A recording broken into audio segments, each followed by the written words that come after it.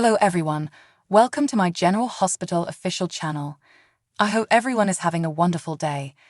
Before we begin, please hit the subscribe button and give this video a thumbs up. Valentin entered the house with Charlotte, who was perplexed as to why he had brought her out of school so early.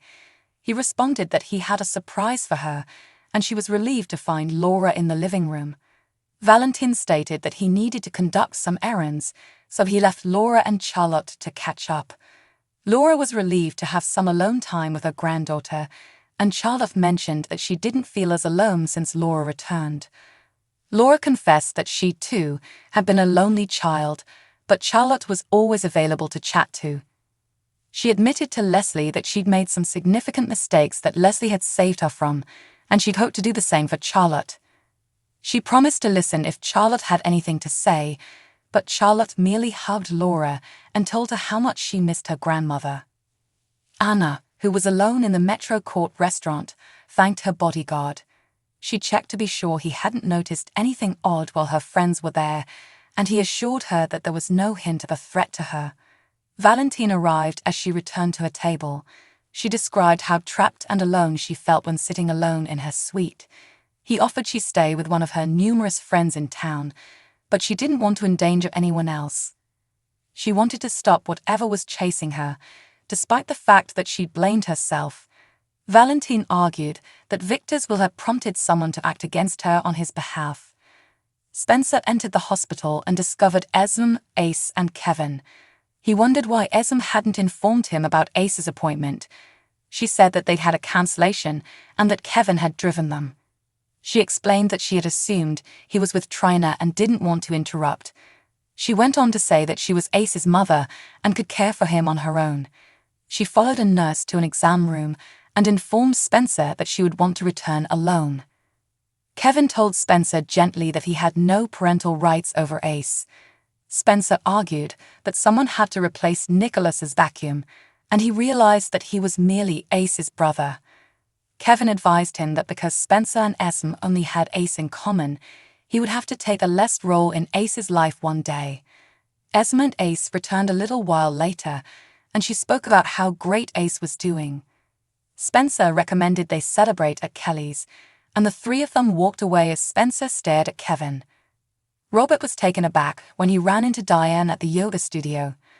After some light-hearted banter, Robert revealed that he didn't want to be just friends with her and offered that they resume their conversation where they'd left off. "Absolutely not," she replied. When Holly was around, she remembered how she'd been used and how he'd treated her. He agreed to wipe the slate clean, as she recommended. She informed him that if he tried to be associated with anyone else again, she would entirely cut him off, and she departed. Elizabeth went inside Drew's room at the hospital to check on him. He said he was feeling too good.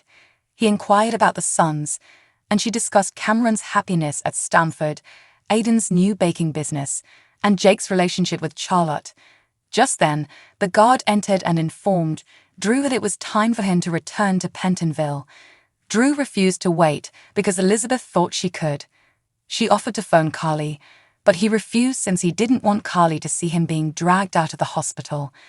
Elizabeth watched as the soldier rolled a chained Drew into the elevator, and then they were gone. Cody sat with Dante at Haven Bistro, while Dante completed papers for his administrative leave. Cody complained that doing the right thing usually resulted in the wrong result. He informed Dante of Sasha's departure. Dante believed it was a fantastic idea for Sasha, but he worried whether Cody had told her he wanted her to stay. Cody stated that telling her about Mac being his biological father had made him look bad. Cody thanked Dante and Sam for everything they had done for him. Dante advised Cody tell Mac the truth, but Cody didn't want to see Mac's expression when he discovered Cody had lied to him. In Alex's office, she confronted Judge Kim about lying about meeting Asher Alexander.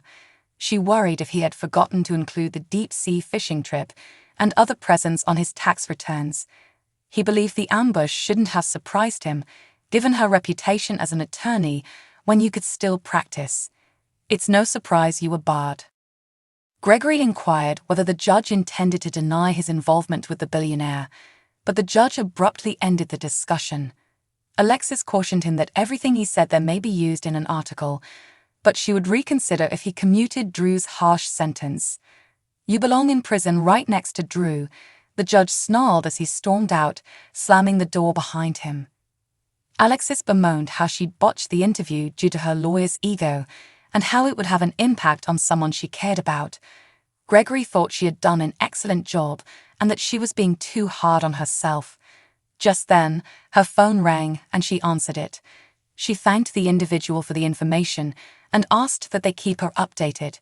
When she got off the phone, she told Gregory that a friend from the federal building had told her that Judge Kim had requested the clerk to get Drew's file and that he was going to reconsider Drew's sentence.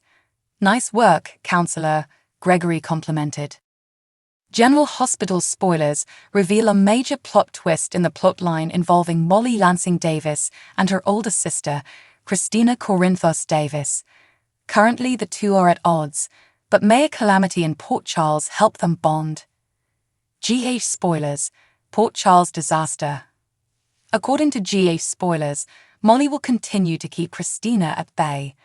She's been preoccupied with expanding her and TJ Ashford's family, and now that their surrogate Andre Gates is expecting, her attention will be drawn to this pregnancy. Still, nothing makes GH writers happier than a major disaster scenario. Whether it's a weather pattern that hits the little town, bringing blackouts and destruction, or a bomb that bursts somewhere in the middle of town, this type of scenario can influence numerous persons, resulting in a lot of drama in the small town. What if Andrea, who is very pregnant, ends up in the middle of the chaos? This could result in an early delivery.